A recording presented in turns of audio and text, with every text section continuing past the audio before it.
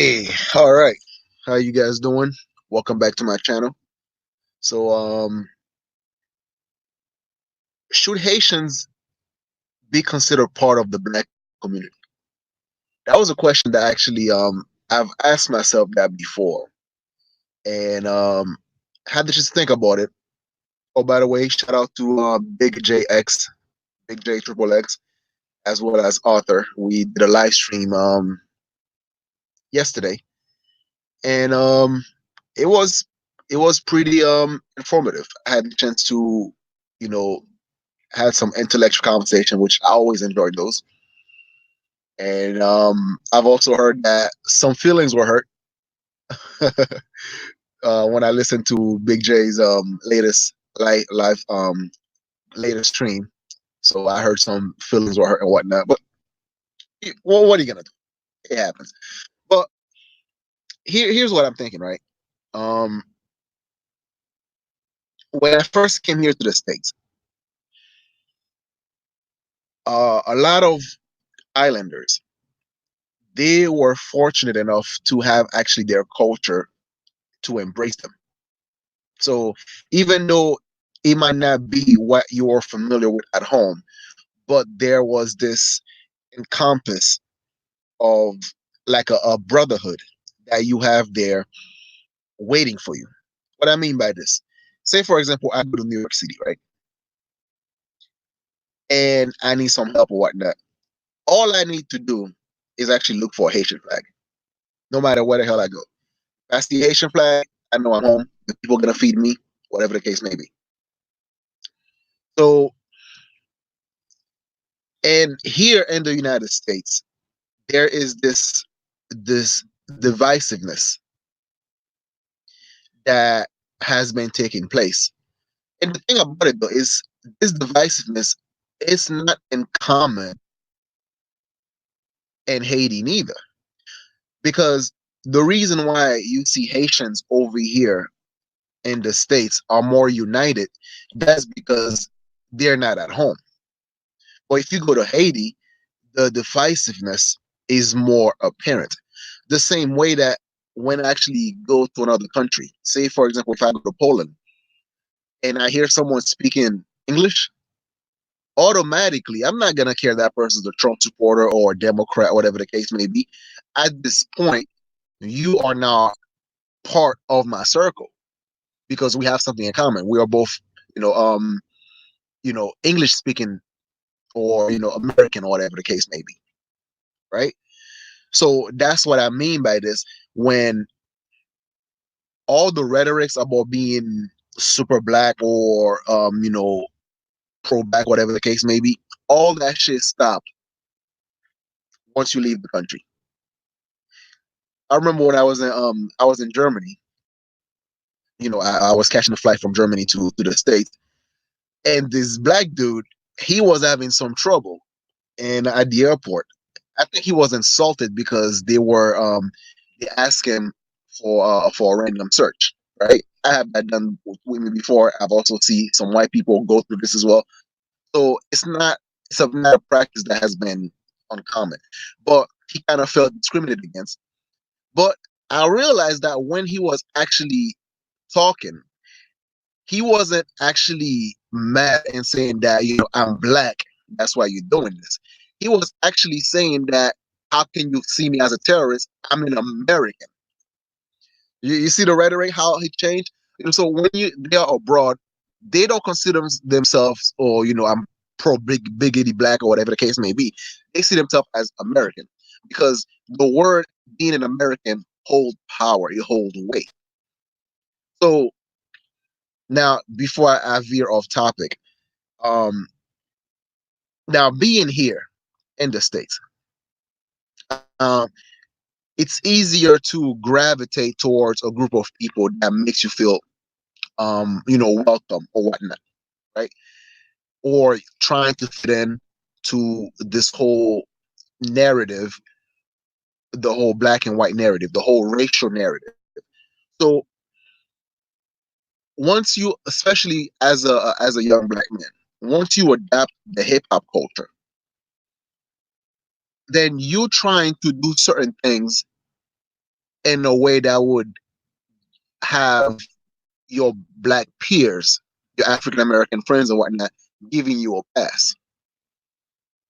So therefore, you take on some of their causes, you take on some of these things, some of the quote unquote struggle. But when you're looking at your life where you came from, let's say from Haiti, a dirt poor country, and then you come over here and you have the audacity to complain about oppression, and to me, it doesn't make sense. Because no matter how oppressed you claim you are, your ass would not want to go back to Haiti. You wouldn't. Because being here is way better than being in Haiti from a financial standpoint, from a safety standpoint, and even the so-called quote unquote cops that's killing niggas out here. It is nothing. I mean nothing compared to some of the things that civilian goes through in the hands of police officers down in Haiti. You think if you get caught with a gun and stuff like that, you think you might, yeah, you might get shot by the police. That is true. But it's like more like a 50-50 chance. In Haiti, we get caught with a gun and then you look like the urban type, whatever, it's a guarantee the cops will lay you out. It doesn't matter. They're not even gonna bother with you. They will kill you and your body will be in the street catching sunlight until you start looking all disfigured and stuff. It happens all the time. So to me, when I come through and then I seen some of the way officers are being addressed, I'm not asking you, I'm not saying that you should kiss nobody's ass, but at the same time, the disrespect that goes to someone, to a public servant, just because they wear a badge, I mean, that's amazing to me. How people were able to, say all these things and expect the officer, because he's a person of the law, should not feel some type of way as another human being disrespected. If you go to McDonald's disrespecting the cook, isn't there a chance that that person might spit on your food? Exactly. So it's the same thing with customer service as well. They're providing a service, whether it's security or whatever the case may be. But my point is this: as of late, um, there has been a push for an exclusion of islanders within the ADOS movement, or what is it called now, the fundamental of FBA movement and whatnot. And then some of the criminal activities is slowly making its way around to blame black immigrants. You know, oh, we didn't have all those gangs until, um, the Jamaicans comes here, or the Haitian came here, or all these other little aspects try to push on the blame towards the black immigrants. It's kind of like, it's like a whole Avatar series. It's like, and everything changed when the immigrants attack. So to me, it's like that choice is being made for us. That's telling us that, hey, just because you're black doesn't mean that you are part of what we got going on over here. And to much respect, they do have a point. Because I don't believe just because we share skin color, our culture are totally the same. There is no difference. And I have the belief or being proud of where you come from, but as well have respect and dignity to other people's culture. So therefore, do I respect the American culture? Yeah, hip hop, rock and roll, um, some of the constitutions, the laws, and all these things. I have great respect for the achievement of America. At the same time, I'm a very proud Haitian, so I'm able to see. So the inner conflict that's going on between black and white is, honestly, I'm I'm not really a part of that shit. I'm not, because the struggle that I have faced, the struggle that I'm having, the my battlefield, it's not woe is me, I'm a victim. That's not my battlefield. That is not the hill I choose to die on. My battlefield is my culture, is the mindset of coming over here in a land of opportunity, make something of myself, and then go back to my homeland instead of actually giving people money, but try to create opportunities for them down there, those who did not have the possibility to actually leave the country and go elsewhere. And this is some of the things that I'm encouraging um, the diaspora to try to find ways to open up more opportunities for Haitians that are down in Haiti. And if I come to a country where there's so much opportunity in there and I fuck this up, should I then sit around and actually blame white folks? Should I then sit down and because I decided not to, let's say, go to school, finish college, or actually I decided not to get a trade. I decided to do some dumb shit that landed me in jail. I decided to do a whole bunch of stuff that squandered these opportunities that was given to me by my dad. And then would I have the audacity to then sit down and blame white people for my failure? No. You know why? Because every time you see a Haitian that fuck shit up, the whole Haitian community looking at him like, dude, do you know how many people that would love to be in your shoes right now? That would actually love to be able to leave Haiti and come here to the United States and make something of themselves. So whenever a Haitian failed in life, especially here in the States, we have no sympathy for them because everything has been offered for you here to succeed compared to what we have in Haiti. That's why many Haitians, I'm not saying all because you do have some who actually do see themselves as victims, but many Haitians, hardworking Haitians, don't have the time to see themselves as victims. They don't have the mental gymnastic to see themselves as woe is me, look at my life, little white people holding me down. No. Their mother will push them to go to school to do learn a trade or go to college and whatnot. And they would then, because you have to understand, based on Haitian culture, we're looking at it this way. Us being here means that we have people depending on us in Haiti. Like every month, I give my mom like $200. So then, therefore, she doesn't have to use her own money to send down to people in Haiti. You know, and I think us, the diaspora, us not teaching our kids about the Haitian culture, then you are simply depriving Haiti out of potential out of potential investors, people that will be willing to actually go back and invest in Haiti because a lot of time they do have land in Haiti. Like my family still have land down in Haiti. So then when my parents passed away, then these assets goes to us. And if you and a lot of diaspora, they do have that possibility to make something of these resources in Haiti, to whether build a little factory, to build some little businesses and whatnot. So it's in our best interest to make sure that our kids remain connected to Haiti. It is in our best interest to actually not be part of ADOS. Sorry. Because we already have something in our mind. We already have like the spirit of a builder within us. I'm not saying all, but a lot of Haitians do have that feeling. They do have this drive to be part of the reconstruction of Haiti. And the thing about it is like every time there's a coup, we have to start all over again, on over again. It's like trying to bring a boulder up a hill. And I do understand why so many get discouraged.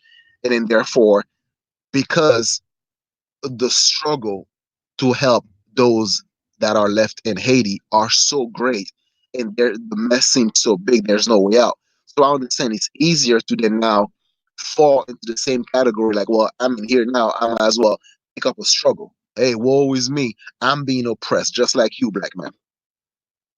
I don't see it that way. I don't. I'm sorry. And I get it.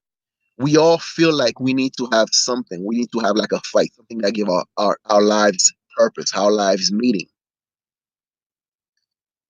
But I want it to be tangible. I want it to be something that I can measure. I can measure the success of what I am having versus complaining about a forever oppression that is, for the most part, fictitious. For the most part, that is not being done. That there's nothing that is being done on a personal, on an individual level to slowly make the changes that will actually create a greater result on the long run. That is why it's very hard for me to take the struggle of African American serious. I can understand, I can sympathize with some of the institutional racism or institutional struggle. I can sympathize with that and I can understand it to a certain degree. But at the end of the day, we all have this individual power, which means everything that we do on a personal level to affect our little circle around us, starting from our family, wife and kids, and then, the move on to the sibling, the larger scales, and then to those you choose to have around you to make those changes. And to me, it's like we are in an age of information, the age of enlightenment, the age of knowledge. We have every tool at our disposal. And if you actually wasting most of your time just to actually research shit that really don't matter anymore, like who was kings and queens in Egypt or whatever the case may be, would that help you having a better understanding of assets, liabilities, or stock market, investments, capital gain, cash flow, all these type of informations, the type of laws, the type of taxes that will actually give you the loopholes that your quote unquote white counterparts or your white enemies are using. No, you don't. So be the change you want to see in the world. The world is a hellhole made out of pockets of paradise. And each one of us have the capability to create such paradise for our immediate family. And then we can branch out. And to those only who fit the rules of engagement that we laid out for them. So that means that you choose who you want to have in your circle. And if someone is being unproductive, then there's no reason to associate with them. There's no reason to try to convince them of anything because they've already have their mind made up. They've already have it in their head they are failures. They already have it in their mind that no matter what the hell they do, some unknown white person is gonna stop them, or some unknown black man who happens to be an interracial relationship is the reason for why they're not successful in life. So as for my Haitians, we got bigger fish to fries, man. We got Haiti. We got bigger problems than that. We got Haiti, where real oppression is happening. So don't be a victim and learn more about your culture and learn more about the opportunities that is awaiting you if you do your research, if you do your homework. But anyway, so this is it. Like I said, once again, shout out to Big J and Arthur. Yeah, you kind of disappeared on us, man, when we are having the live stream. But anyway, so share, like, comment, and subscribe. Peace.